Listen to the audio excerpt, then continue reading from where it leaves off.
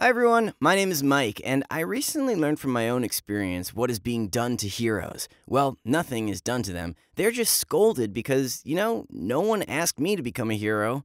The scout camp in our school is a thing which is unreal to avoid, no matter whether you want to be there or not. It is possible not to be there only if one gets sick or breaks something, but we have not yet had such situations. Well, to be honest, it's fun. Camps involve bonfires, hiking, spending nights in the open air. In short, everything that boys love. This is also good for health. I liked it, and after we went to school, a coach at the camp for small kids started an absolutely incredible thing. That is mountain tourism. We had a lot of mountains so that one could conquer as many of them as they liked. There was also enough enthusiasm. That's why next summer, our whole class ended up being shoved into hiking backpacks and specialized thermal underwear and was walking up the hills as a friendly team. First of all, we had to just climb the nearest mountain, put a beautiful flag there, shake hands, and get our first tourism badges on our way back. But destiny has decided that it was too boring for such desperate guys like us. During the first ascent, it turned out that walking in a straight line and going uphill are slightly different things, especially in the place where we had to climb the rock. Well, we climbed it mostly, but unfortunately, I was the first victim of the trip. I failed to step properly and then hung over the cliff on my leg as well as got a dislocation. This was not fatal, but it hurt, and climbing was not recommended at all as a result. The only thing was that I was not the only loser like that because a couple more guys, including Fat Rory, were injured and refused to climb further. No matter how much the coach yelled at us. Well, he could yell as much as he could, but in fact, the whole group would have had to drag the wounded on their shoulders in the most difficult areas. But actually, we were not climbers. We were ordinary school children, and also had the special camaraderie, like don't touch the one who is next to you. But by that time, we'd also covered quite a big distance. It would have been a shame to return, and it was impossible to send us to the camp and continue for the trip. For this, there should have been more adults apart from the one coach, but someone to come down with us and for others to continue the trip. But in fact, we have not stocked up with adults. There are no other desperate people like us in our school, and no one agreed to accompany us. To cut a long story short, the coach, gritting his teeth, had to urgently change the route. Well, of course, to make it simpler. In fact, it was not a big deal. In the camp, we were given a map with simple tracks, and rearranging a couple of flags and resetting the coordinates on the radio was a matter of a couple of minutes. But the coach, for some reason, decided not to go the easy way, but had to come up with his own route. Instead of following the map, he decided that it'd be a great idea to show us a local landmark, an extinct volcano. Well, yeah, we changed the pig to a ram and pretended to be vegetarians. Although, to be honest, going toward the volcano was easier. This is already a tourist place, even cars go there. It is believed that no one needs to throw any ring into the mountain of the former volcano as it brings luck, money, and kind of helps in love, if you believe such crazy things.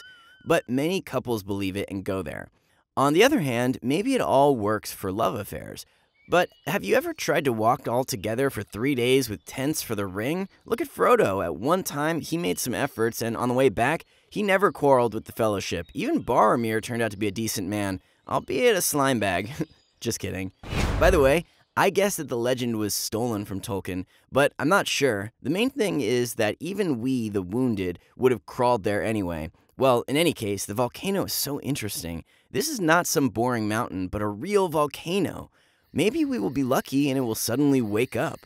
At the foot of the volcano, we set up another tent camp so that we had a place to eat and sleep, and decided that we should get the most out of changing the route. Some of us found rings, while others made them on the spot from cola caps, while the smart ones, to whom I belong, thought that, in fact, a volcano was a useful thing. It was possible to take soil samples, explore rocks, or look for the pieces of solidified lava. But there was a lot that could be used for a cool school project. For us, as future graduates, this would be a bonus in the piggy bank of points, and if one thought even better and applied for the annual talent competition, this could help with admission to a college. As for me, I decided to look for lava. In theory, it exists somewhere, although the volcano last erupted, well, a very long time ago. Yeah, the exact date should be found in textbooks. But there is nothing to look for near the parking lot and along the road except for stones and mosquitoes. But we had plans to climb the volcano, and there, almost next to its mouth, something interesting had to be preserved. But there exists a superstition that the trip will end in the same manner as it begins. Frankly, ours began in a bad way, and it was worth understanding immediately that it would only get worse. No one liked Fat Rory in our class. Frankly, everyone mocked him. There was no bullying, we are all decent children and do not want any accusations, but guys did not lose any opportunity to tease him, push him, or call him names.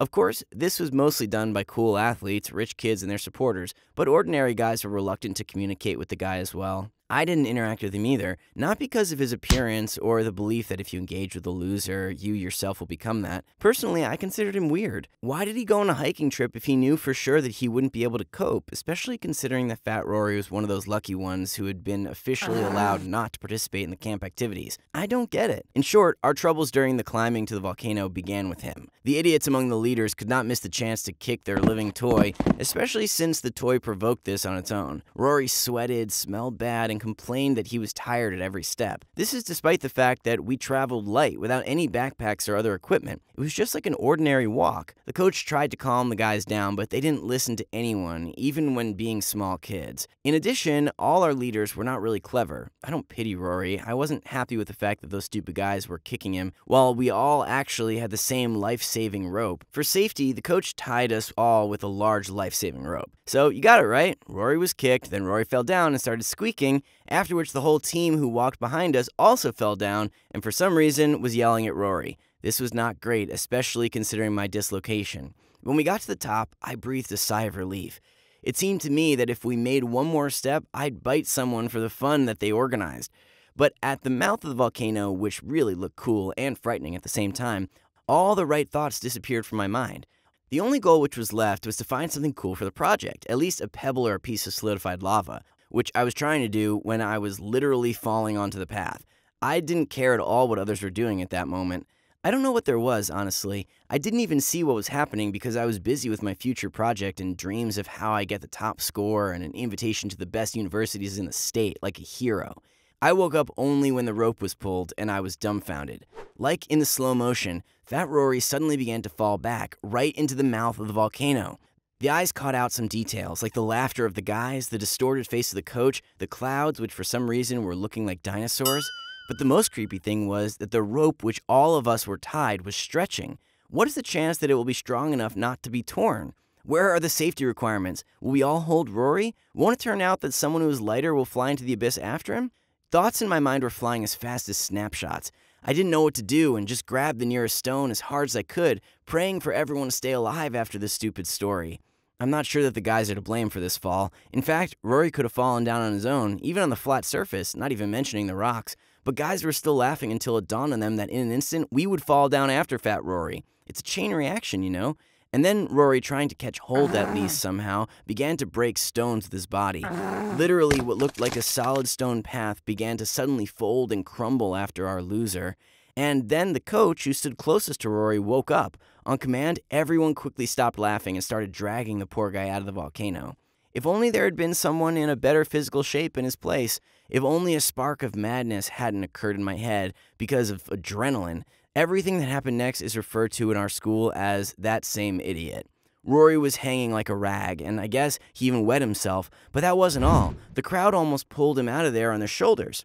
But at the very last moment, for some reason, it occurred to him that right at that moment, it was necessary to start yelling and waving his arms. Boom! Rory knocks the bag off the coach's belt with his hands. Boom! In the camp, the coach puts all our documents and money as well as the minibus keys in the bag.